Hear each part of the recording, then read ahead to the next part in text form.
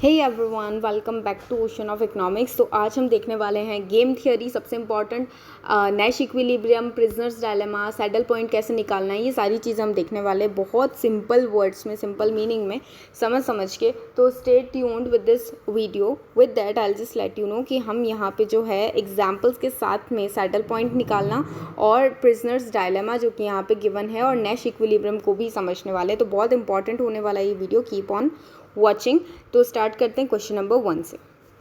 A firm that considers the potential reactions of its competitors while making decision. क्या बोल रहा है कि भाई फर्म है, कोई ए फर्म है, ये क्या करती है, ये जब अपना कोई डिसीजन लेती है, डिसीजन हम एग्जांपल ले लेते हैं कि एडवर्टीजमेंट करनी है या नहीं करनी, तो ये डिसीजन लेने से पहले ये क्या करती है, जो इसके कॉम्पिटिटर फर्म होगी ना, उसके बारे में सोचेगी कि ये क्या रिएक्ट करेंगे, ये क्या करेंगे, रिएक्ट करेंगे। क्या मेरी एडवर्टीज़मेंट को देख के ये भी एडवर्टीज़मेंट करने लग जाएंगे, या फिर क्या मेरी एडवर्टीज़मेंट को देख के ये कोई ऑफ़र देने लग जाएंगे अपने प्रोडक्ट के साथ में। तो ये चीज़ को हम हमेशा ध्यान में रखते हैं ना। तो ये किसके अंडर आता है, दैट इज़ द क्वेश्चन। अच्छा, अब देखो यहाँ पे एक और चीज़, जैसे हम क्या करते हैं, हम चेस प्ले करते हैं ना, तो चेस में क्या होता है, चेस में भी कुछ ऐसा ही होता है। चेस में क्या होता है कि यहाँ जो है हम जो अपना कुछ चाल चल रहे हैं, यहाँ पे हम जो अपनी स्ट्रैटेजी बना रहे हैं कि सामने वाले बंदे को कैसे आउट करना है हमें, सामने वाले की जो किंग है उसको कैसे हराना है हमें, तो वहाँ पे भी हम एक वर्ड यूज़ करते हैं जिसको हम क्या बोलते हैं, स्ट्रैटेजी। और स्ट्रैटेजी हमेशा क्या होता है, सामने वाले बंदे को ध्यान में रख के बनाई जाती है, सामने आपका जो कॉम्पिटिटर है उसको ध्यान में रख के बनाई जाती है, ठीक है। तो यहाँ पर भी वो यही बोल रहा है कि भाई मैं जो करूँगा तो उससे पहले मैं देख लूँ कि उसके लिए सामने वाला कैसे रिएक्ट करेगा। तो इस चीज़ को हम क्या बोलते हैं, इस चीज़ को बोलते हैं हम स्ट्रैटेजिक बिहेवियर, जो गेम थियरी में बहुत ज़्यादा इंपॉर्टेंट होते हैं और आगे इनको हम डिटेल में देखने वाले हैं। तो करेक्ट ऑप्शन यहाँ पे क्या बन जाएगा, option number B. Next question देखिए, which is a part of every game theory model. हर गेम थियरी मॉडल का पार्ट क्या है। तो मैं बता दूं आपको, सबसे पहले गेम थियरी होती क्या है बेसिकली, कि जो कंपटीशन में फर्म्स होती है ना, लाइक किस में होती है, हमारी होती है डिओपोली के अंडर हो सकती है ना, ओलिगोपोली के अंदर हो सकती है। तो इन फर्म्स में क्या होता है, बेसिकली कंपटीशन बहुत ज़्यादा होता है। तो वहाँ पे क्या होता है कि एक फर्म की स्ट्रैटेजी दूसरी फर्म की स्ट्रैटेजी को यूज़ मतलब देख सकती है और उसके अगेंस्ट अपनी स्ट्रैटेजी बना सकती है, ठीक है। तो ये चीज़ वहाँ पे रहती है। तो इसी को हम क्या बोलते हैं, इसको हम बोलते हैं गेम। भाई इसने अपने साथ कोई ऑफर रखा, जैसे प्रेस्टीज और हॉकिंग्स का अभी बीच में क्या था कि भाई एक की ऐड आनी स्टार्ट हुई तो दूसरे की भी ऐड आनी स्टार्ट हो गई। तो ये क्या है भाई, जब कुछ ऐसे गेम्स होते हैं, ये जो कंपटीशन में फर्म्स होती हैं एक दूसरे को देख के अपनी स्ट्रैटेजीज बनाती है, भाई मैं कैसे अपना मार्केट बढ़ाऊँ, तो दैट थिंग। अच्छा, इसमें क्या क्या होता है, इसमें सबसे पहले होते हैं भाई प्लेयर्स, ठीक है। प्लेयर्स मतलब क्या, भाई कुछ ना कुछ तो फर्म्स होंगी ना जिनके बीच में गेम चल रहा है, तो प्लेयर्स होंगे। अच्छा, इन प्लेयर्स के बाद में इनके पास में स्ट्रैटेजीज होती है। लेट सपोज फर्म है उसके पास स्ट्रैटेजी है कि या तो मैं एडवर्टीजमेंट कर लूँ या फिर मैं कोई ऑफर लगा दूँ, बाय वन गेट वन, ऐसा कुछ। सेम वे में फर्म बी के पास में भी कुछ स्ट्रैटेजीज होती है, ठीक है। अच्छा, ये तो हुआ प्लेयर, ये हुआ स्ट्रैटेजी। अब क्या होता है, इनके पे ऑफ होते हैं। पे ऑफ कैसे कि लेट सपोज अगर ये ऑफर देता है, ठीक है, by one get one free, तो इसके पास ना 10 या फिर 100,000 करोड़ का प्रॉफिट आ जाएगा। लेट सपोज एग्जांपल है कि 100 लाख, मान लो 100 लाख 1 मिलियन का प्रॉफिट इसके पास में आ गया। तो ये जो है ना, इसको हम बोलते हैं कि भाई ये पे ऑफ है कि भाई उस पर्टिकुलर फर्म को या उस पर्टिकुलर प्लेयर को क्या मिला, और इसी चीज़ को हम गेम का आउटकम भी बोलते हैं ना। तो एक ही चीज़ है दोनों। अच्छा, अब देखिए यहाँ पे क्या इंपॉर्टेंट है। अब देखो, मैंने आपको सब चीज़ें बता दी कि भाई प्लेयर भी होता है, पे ऑफ भी होता है, प्रोबेबिलिटीज़ भी हो सकती है, भाई किसको ज़्यादा मिलेगा, क्या चांसेस हैं कि किसकी वो होगी, है ना, और स्ट्रैटेजीज अभी डिस्कस की। बट सबसे ज़्यादा इंपॉर्टेंट चीज़ एक गेम थियरी में क्या होती है, भाई पे ऑफ आपको कहीं और भी मिल सकता है, प्लेयर्स आपको कहीं और भी मिल जाएंगे, है ना। Players in the sense competition, firms, ये सारी चीज़ें। बट स्ट्रेटेजी एक ऐसी चीज़ होती है जो गेम थियरी में सबसे ज़्यादा इंपॉर्टेंट होती है। और यूजीसी नेट में ऐसे ही क्वेश्चन आते हैं कि जिसमें 2 से ज़्यादा चीज़ें ऑप्शन हमें लगता है कि ठीक है, बट तब हमें देखना होता है कि सबसे अप्रोप्रिएट जो आंसर है उसका वो कौन सा हो सकता है ना। तो उस वे में यहाँ पे ऑप्शन हमारा डी करेक्ट हो जाएगा। अच्छा, नेक्स्ट क्वेश्चन देखते हैं हम यहाँ पे क्या बोल रहा है। Relating to game theory, relating to game theory, a choice that is optimal मतलब बेस्ट, सबसे अच्छी, for a firm no matter what its competitors do is referred to as, मतलब क्या कि भाई गेम थियरी से रिलेट करें, a choice that is optimal for a firm, एक फर्म के लिए जो चॉइस ऑप्टिमल है उसको कोई फ़र्क नहीं पड़ता, no matter what its competitors do, उसके कॉम्पिटिटर क्या कर रहे हैं उससे उसको कोई फ़र्क नहीं पड़ता। तो ये कौन सी स्ट्रैटेजीज़ होती है? तो भाई ये होती है आपकी डोमिनेंट स्ट्रैटेजी। डोमिनेंट स्ट्रैटेजी में क्या होता है बेसिकली कि भाई लेट सपोज यहाँ पे दो फर्म्स है, फर्म ए है और फर्म बी है। फर्म ए ने सोचा कि भाई अगर मैं एडवर्टीज़मेंट करता हूँ ना तो मैंने देखा है कि मेरी सेल्स हमेशा बढ़ जाती है। अब इस चक्कर में ये देख ही नहीं रहा है कि इसके कॉम्पिटिटर्स क्या कर रहे हैं, इसको कोई मतलब नहीं है। कॉम्पिटिटर्स तुम जो है एडवर्टीज़मेंट करो मत करो, तुम ऑफ़र्स दो या मत दो, है ना, तुम प्राइजेस के साथ में चेंज करो मत करो, हमें उससे कोई मतलब नहीं, हम आपको नहीं देख रहे हैं। हम सिर्फ ये देख रहे हैं कि भाई हमें क्या करना है। हमने देखा हमारी ऐड इंक्रीज़ होती है तो सेल्स भी इंक्रीज़ हो जाती है, तो हम यही करेंगे। तो ऐसी स्ट्रैटेजीज़ को हम क्या बोलते हैं? ऐसी स्ट्रैटेजीज़ होती हैं डोमिनेंट स्ट्रैटेजी। ऑप्शन ए आपका करेक्ट ऑप्शन बनेगा। नेक्स्ट क्वेश्चन देखते हैं हम, which is not a characteristic of prisoners dilemma. अच्छा, कैरेक्टरिस्टिक आने से पहले हमें प्रिजनर्स डायलेमा देखना पड़ेगा कि क्या होता है। तो एक बार हम इसको देख लेते हैं। आ जाती है क्वेश्चन नंबर 10 के ऊपर और समझते हैं प्रिजनर्स डायलेमा। देखिए, प्रिजनर्स डायलेमा, प्रिजनर्स मतलब कैदी और उनका धर्म संकट इसको बोलते हैं इन हिंदी। सो प्रिजनर्स डायलेमा है क्या? बेसिकली बहुत सिंपल सी चीज़ है कि एग्जाम्पल है बेसिकली, उसको समझ लीजिए कि भाई दो प्रिजनर है, दो कैदी है, उन्होंने कोई क्राइम कमिट किया है, ठीक है। अब क्राइम कमिट किया है तो पुलिस उनको इंटेरोगेशन के लिए लेके आती है ना, पूछताछ करने के लिए। तो वही चीज़, तो उनको अलग अलग बिठाया गया और उनसे पूछ रहे हैं कि भाई आपने किया या नहीं किया, और उनको ऑफ़र दिया है, ठीक है। ऑफ़र जैसे मिलता है शॉपिंग मॉल में, ऐसा कुछ उनको भी ऑफ़र दिया है। क्या दिया है? उनको बोला है भाई प्रिजनर नंबर ए या फिर 1, ठीक है, कैदी नंबर 1, आपको हम ऑफ़र देते हैं कि अगर आपने अपना जो क्राइम है उसको कन्फेस कर लिया, अगर आपने बोल दिया हाँ मैंने क्राइम किया है, तो हम आपको ना छोड़ देंगे, 0 ईयर्स की हम आपको सज़ा देंगे, मतलब छोड़ देंगे ऑब्वियसली। बट अगर आपने कन्फेस नहीं अच्छा, इसी के साथ में आपने कन्फेस कर लिया कैदी नंबर 1, तो आपको तो हम 0 ईयर्स का दे के छोड़ देंगे, और जो दूसरा बंदा है उसको हम 10 साल की सज़ा दे देंगे, ठीक है। दूसरी चीज़, सेम चीज़ दूसरे कैदी को भी बोलिए कि भाई अगर आप कन्फेस कर लेते हो तो हम क्या करेंगे, हम आपको छोड़ देंगे और दूसरे वाले को क्या कर देंगे, 10 ईयर्स की इम्प्रिजनमेंट सज़ा दे देंगे, ठीक है। अच्छा, तो इसको देखिए यहाँ पे कि भाई उन दोनों के पास क्या एक दूसरे से बात करने का मौका है कि भाई ऐसा ऑफ़र है तो चलो हम ऐसा कुछ कर लेते हैं? बिल्कुल नहीं ना, उनके पास ऐसा कोई चांस नहीं है। तो एक और ऑप्शन यहाँ पे क्या है कि भाई अगर दोनों झूठ बोल देते हैं, दोनों लाए कर लेते हैं, ये भी लाए कर रहा है, ये भी लाए कर रहा है, तो ऑप्शन यहाँ पे बनता है ये वाला कि दोनों को 1-1 साल की सज़ा होगी। अच्छा, माइनस में इसलिए लिखा हुआ है क्योंकि भाई सज़ा होना कोई अच्छी चीज़ तो नहीं है कि उसको प्लस में लिखे। कोई यूटिलिटी की अगर बात करें तो यूटिलिटी हमेशा प्लस में होती है कि भाई किसी के साथ में अच्छा हो रहा है, बट डिस यूटिलिटी क्या होती है, नेगेटिव होती है हमेशा। तो ये डिस यूटिलिटी है उनको जो जेल मिल रही है वहाँ पे, तो ये ऑप्शन है। अच्छा देखिए, इस केस में क्या होता है, अगर ये तो झूठ बोल दे और ये कन्फेस कर ले तो इसको क्या मिलेगा, ये जो प्रिजनर 1 है इसको मिलेगा ये 0 साल की सज़ा, और ये जो झूठ बोल रहा है इसको -10 मतलब 10 साल की सज़ा मिल जाएगी। मैं आपको यहाँ पे बता दूँ कि प्रिजनर 1 के पास की ये 2 स्ट्रेटजीज है कि या तो वो कन्फेस कर दे, एक्सेप्ट कर ले, और या फिर वो झूठ बोल दे। और प्रिजनर 2 के पास भी यही दोनों स्ट्रैटेजीज है कि या तो वो कन्फेस कर ले, एक्सेप्ट कर ले, और या फिर वो झूठ बोल दे, ठीक है। इस केस में क्या हो रहा है, इस केस में ये हो रहा है दैट ये जो रेड में आपको जो स्ट्रैटेजीज दिख रही है ना, ये वाली, ये है आपकी प्रिजनर 1 की, और ये जो ब्लैक में जो गिवन है ये आपकी किसकी है, प्रिजनर नंबर 2 की। तो इसको ध्यान में रखना, आप ध्यान से समझो। प्रिजनर 1 अगर कन्फेस कर लेता है, ठीक है, कन्फेस करने से पहले क्या होगा, ये सोचेगा कि भाई प्रिजनर 2 क्या करेगा, है ना। इक्विलिब्रियम जो होती है, स्ट्रैटेजीज जो होती है वो हमेशा ऐसी चलती है। यहाँ पे क्या होता है, नैश इक्विलिब्रियम में ये स्ट्रैटेजिक बिहेवियर अपनाते हैं। स्ट्रैटेजिक अभी पढ़ा था ना, स्ट्रैटेजिक क्या था अभी पढ़ा था, जो कि भाई हम कोई डिसीजन लेने से पहले देखेंगे कि सामने वाला क्या डिसीजन ले रहा है। तो देखो ना, देखो यहाँ पे देखो, प्रिजनर 1 है, ये अपना डिसीजन लेने से पहले देखेगा कि भाई अगर प्रिजनर 2 ने कन्फेस कर लिया, अगर उसने मान लिया कि उसने क्या किया है, कोई क्राइम किया है, तो इस केस में मेरे पास 2 ऑप्शन है कि या तो मैं कन्फेस कर दूं या फिर मैं झूठ बोल दूं। तो भाई अगर मैं कन्फेस कर लेता हूं तो मुझे क्या मिलेगी, मैं अपना देख रही हूं, उसको कुछ भी मिले उससे कोई मतलब नहीं है, तो मुझे 8 ईयर्स की जेल मिल जाएगी। और अगर वो कन्फेस कर लेता है और मैं झूठ बोल देता हूँ तो मुझे क्या मिलेगी, 10 साल की सज़ा मिलेगी। अब आप मुझे बताइए इनमें से कौन सा बेटर है, -8 बेटर है ना, 8 साल की सज़ा मिल जाए।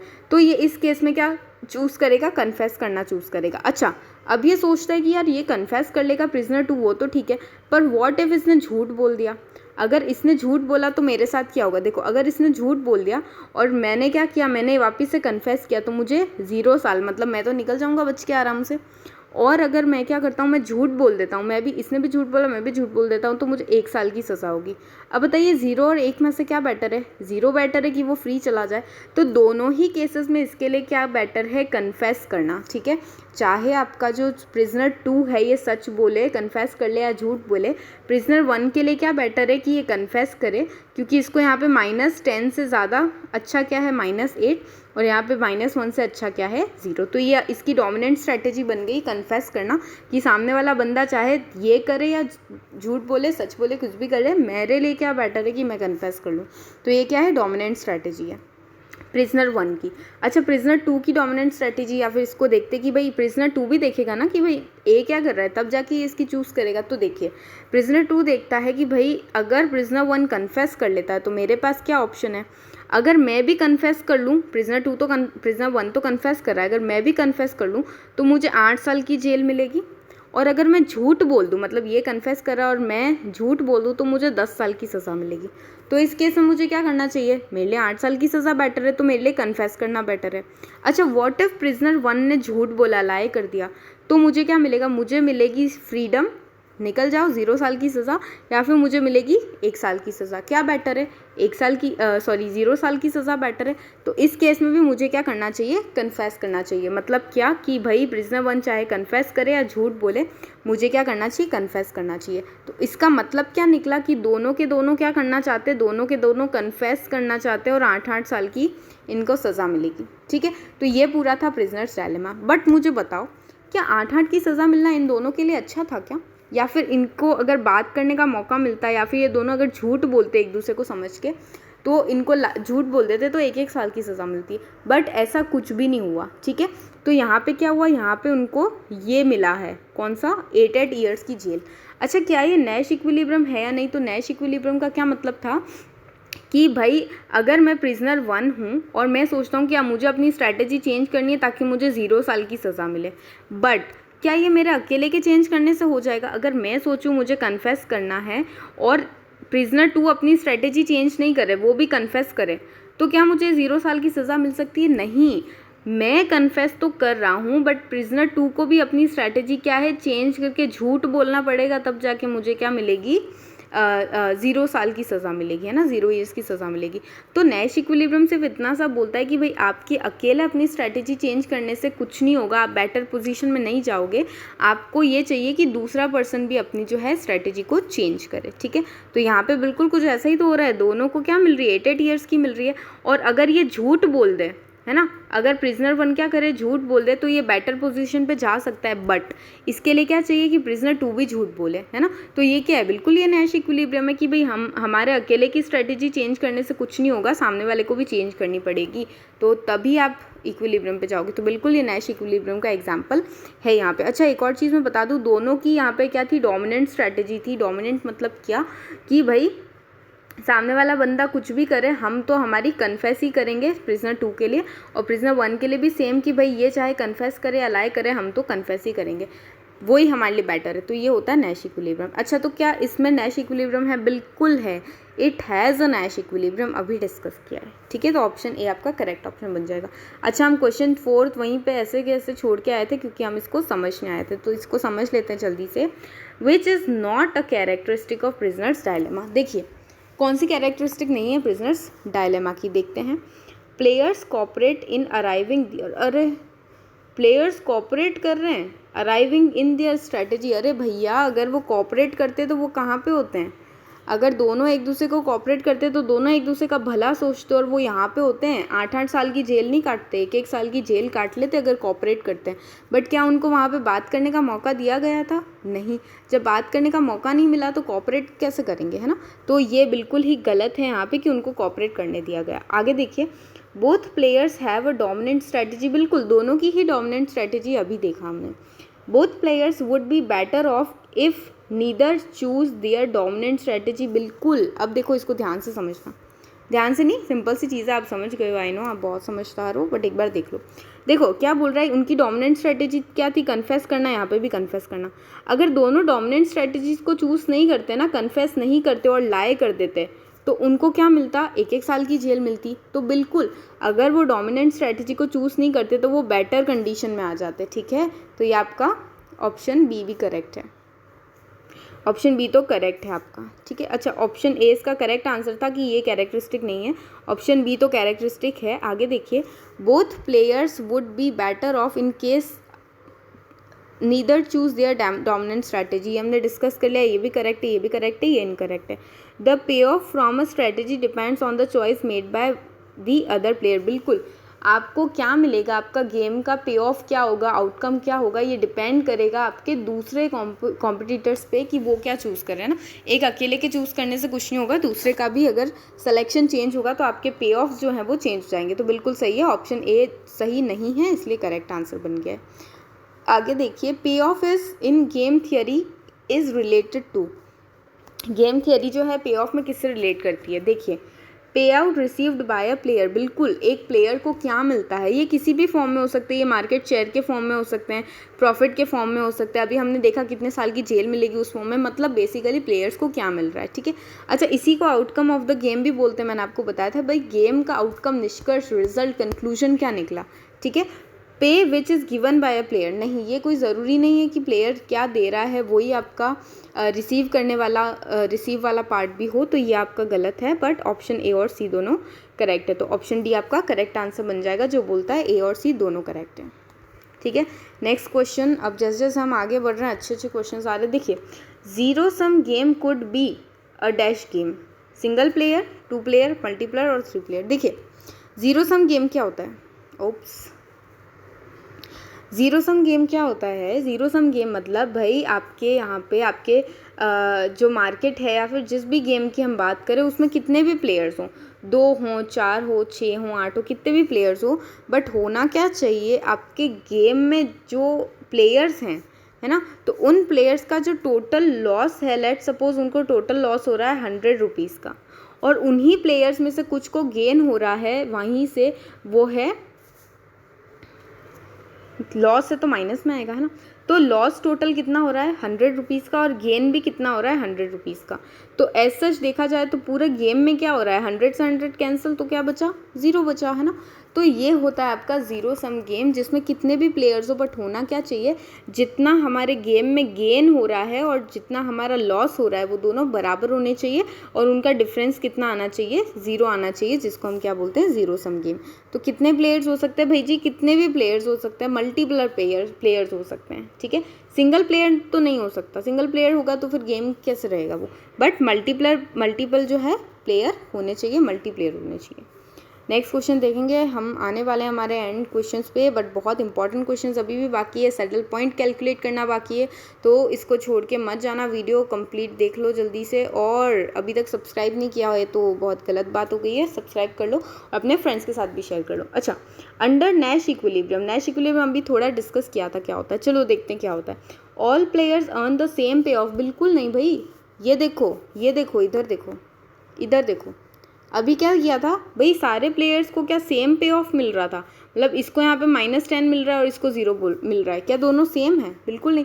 तो कोई ज़रूरी नहीं है कि जितने भी प्लेयर्स हैं उनको सेम पे ऑफ मिले, हो सकता है कि कुछ प्लेयर्स को कम पे ऑफ मिले और कुछ को ज़्यादा मिले, ठीक है। तो ये तो आपका सही नहीं है।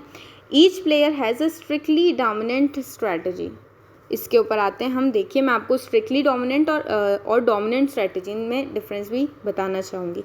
अच्छा, each player chooses a strategy which gives him the highest payoff given the strategies chosen by the other player, बिल्कुल जो हमारा नैश इक्विलिब्रियम होता है इसमें हम क्या करते हैं, हम प्लेयर जो होता है वो ऐसी स्ट्रैटेजी को चूज़ करता है जो उसको देता है क्या, हाईएस्ट, सबसे ज़्यादा पे ऑफ, सबसे ज़्यादा उसको जहाँ पे मिलेगा ना वो वहीं पे जाएगा, ठीक है। तो strategies chosen by the other player, मतलब दूसरे प्लेयर के देख के खुद देखता है कि भाई मुझे किस में सबसे ज़्यादा मिल रहा है और मैं वो चूज़ करूँगा। तो बिल्कुल ये नैश इक्विलिब्रियम के अंदर ये चीज़ होती है, तो ऑप्शन सी हमारा करेक्ट ऑप्शन बन जाएगा। अच्छा, डोमिनेंट और स्ट्रिक्टली डोमिनेंट में क्या डिफरेंस है, देखो डोमिनेंट हमने यहाँ पे क्या देखा था, डोमिनेंट क्या दिखाता भाई, सामने वाला कुछ भी करे हम क्या करेंगे, हम तो वही करेंगे भाई जो हमको करना है। सामने वाला कन्फेस करे या लाए करे, हमारे लिए क्या सही है, हमारे लिए कन्फेस करना सही है। तो इसको हम क्या बोलते हैं, इसको हम बोलते हैं dominant strategy. But strictly dominant strategy का क्या मतलब है, इसका ये मतलब है कि हमारी जो स्ट्रैटेजी है ना, जो हम चूज़ करें, वो हमको सबसे ज़्यादा आउटकम देगी, सबसे ज़्यादा हमको हमारे लिए प्रॉफिटेबल है, अच्छी है, ठीक है। तो स्ट्रिक्टली डोमिनेंट वो होती है जो सबसे ज़्यादा बेटर होती है, स्ट्रिक्टली डोमिनेंट स्ट्रैटेजी। जबकि डोमिनेंट स्ट्रैटेजी वो होती है जो हम दूसरा चाहे कोई कुछ भी कर रहा है, हम हमारी स्ट्रैटेजी वही रख रहे जो हमें रखनी चाहिए। जैसे हमने यहाँ देखा था ना, वही प्रिजनर 1 कन्फेस करे या लाए करे, हमारे लिए क्या अच्छा है, कन्फेस करना, तो हम यही करेंगे। अच्छा, यहाँ पे ये डोमिनेंट स्ट्रैटेजी स्ट्रिक्टली डोमिनेंट नहीं है। रीज़न क्या है वो आप कमेंट सेक्शन में मेंशन करेंगे। भाई पूरा समझा दिया है, अब इतना सा तो तकलीफ लेना पड़ेगा, ठीक है। चलो, नहीं तो फिर डिस्कस करेंगे, समझ नहीं आए तो बता देना कमेंट बॉक्स में। चलो, तो क्लियर है ये चीज़। 7th क्वेश्चन आगे देख लेते हैं। Game theory provide solution for duopoly. Duopoly जहाँ पे क्या होते हैं, दो फर्म्स हो सकती हैं, दो गेम मतलब दो प्लेयर्स भी इनको बोल सकते हैं हम यहाँ पे, क्योंकि गेम थियरी में प्लेयर्स की बात होती है। तो हाँ, ड्यूओपोली में बिल्कुल होता है। बाईलैटरल मतलब दोनों तरफ से मोनोपोली, मतलब सेलर भी एक ही है, बायर भी एक ही है। हाँ, तो बिल्कुल यहाँ पे भी हो सकती है ना, दो प्लेयर्स हो गए और उनकी स्ट्रेटेजी बिल्कुल हो सकती है। ओलिगोपोली मतलब कि ज़्यादा player, multiple player, almost we can say 8 to 10 players हो सकते हैं। तो बिल्कुल यहाँ पे भी गेम थियरी वर्क करती है। तो ऑल ऑफ द अबव आपका करेक्ट आंसर बन जाएगा, ठीक है। अच्छा, ये परफेक्ट कॉम्पिटिशन इनमें वर्क नहीं करती है, ठीक है, कम होने चाहिए थोड़े प्लेयर्स। अच्छा, सैडल पॉइंट जो है अब इसमें निकालना है आपको 9th क्वेश्चन में, तो हम सीधा हमारी पहले इसके ऊपर आ जाते हैं। देखो ये क्या है, ये ना पे ऑफ मैट्रिक्स है। पे ऑफ मैट्रिक्स क्या होती है, देखो सिंपल है समझना। बी कोई फर्म है, उसकी स्ट्रेटेजीज गिवन है तरकीब करके, और ये ए की स्ट्रेटेजीज गिवन है, ठीक है। बी की क्या स्ट्रेटेजीज हैं, इस पर लिखा नहीं हुआ है, बस 1 2 ये क्या हो गया और 3 करके स्ट्रैटेजीज गिवन है। सेम हियर 1 2 एंड 3 करके स्ट्रैटेजीज गिवन है। अच्छा, जब फर्म बी क्या करती है, फर्स्ट स्ट्रैटेजी चूज़ करती है, तो फर्म ए के पास में ये 3 ऑप्शन है, तो ये देखेगा भी मुझे किस में ज़्यादा कम मिल रहा है, मुझे क्या करना है, ठीक है। तो इस तरीके से ये चीज़ें क्या होती हैं यहाँ पे डिसाइड होती है। अच्छा, अब मैं आपको बता दूँ कि यहाँ पे होता क्या है बेसिकली, और सैडल पॉइंट कैसे आता है। तो देखिए, याद रखना, जो हम इस साइड चलते हैं ना, लेफ़्ट टू राइट जब हम चलते हैं, तो हम क्या देखते हैं, यहाँ पे कॉलम बनता है जिसको बोलते हैं मैक्सिमिन। क्या बोलेंगे, बोलो, मैक्सिमिन, ठीक है। मैक्सिमिन का क्या मतलब है, मैक्सिमिन का मतलब है मैक्सिमम ऑफ मिनिमम। मैक्सिमिन का क्या मतलब है, मैक्सिमम ऑफ मिनिमम, मतलब कि जो मिनिमम है उसका मैक्सिमम हम निकालेंगे। तो आपको क्या करना है, देखो जब आप रॉ में जा रहे हो ना, इस तरीके से लेफ़्ट टू राइट जब चल रहे हो रॉ में, तो आप देखोगे कि हमें मिनिमम जो है स्ट्रेटेजी वो निकालनी है। अब यहाँ पे मिनिमम क्या है, 4 है, यहाँ पे मिनिमम कितनी है, 6 है। आप रॉ में देख रहे हो ना, इधर लेफ़्ट टू राइट देख रहे हो, और यहाँ पे कौन सी है, 8 है, तो ये मिनिमम निकाला, ठीक है। मैक्सिमिन मतलब मैक्सिमम ऑफ मिनिमम, मिनिमम किसका, मैक्सिमम का, ठीक है। तो मतलब मिनिमम निकाल दिए सारी रॉ में से, और इसमें से जो मैक्सिमम है वो हमारा क्या बन जाएगा यहाँ पे, सैडल पॉइंट। नहीं रुको, पहले देखो, ये तो हुआ मैक्सिमम। अच्छा, यहाँ पे क्या करते हैं मैम, तो यहाँ पे करते हैं मिनी मैक्स। क्या करते हैं, मिनी मैक्स मतलब मिनिमम ऑफ मैक्सिमम, मतलब क्या, मैक्सिमम जो है उसका मिनिमम हम लेंगे। अब देखिए, ऊपर से नीचे जब आएंगे तो आप क्या करेंगे, आप देखेंगे कि भाई मैक्सिमम कौन सा है, यहाँ पे मैक्सिमम है 10, यहाँ पे सेकंड में मैक्सिमम कौन सा है 9, और यहाँ पे मैक्सिमम कौन सा है 8। और इस मैक्सिमम का क्या निकालना था, मिनिमम मतलब सबसे छोटा, तो यहाँ पे सबसे छोटा क्या है 8। तो ये इसका मैक्सिमिन का, तो मैक्सिमिन और मिनी मैक्स की जो वैल्यू आ रही है, ये दोनों जब सेम होती है तो उसको क्या बोलते हैं हम, सैडल पॉइंट, और ये हमारे गेम का क्या होता है, सॉल्यूशन होता है। तो यहाँ पे 8 आपका क्या बन जाएगा, करेक्ट ऑप्शन, ठीक है। तो करेक्ट ऑप्शन देखिए यहाँ पे क्या बनता है, ऑप्शन नंबर 8, ठीक है। इसको और डिस्कस करेंगे हम डिटेल में कि ये चीज़ें क्या होती हैं, और भी मैं आपके लिए इंपॉर्टेंट क्वेश्चंस लेके आऊँगी। आप बस थोड़ा सा अप्रिशिएट करते रहिए हमारे वीडियोस को, and please share with your friends also, so that हम भी थोड़ा सा मोटिवेटेड फील करें। Okay, thank you so much, keep on watching ocean of economics.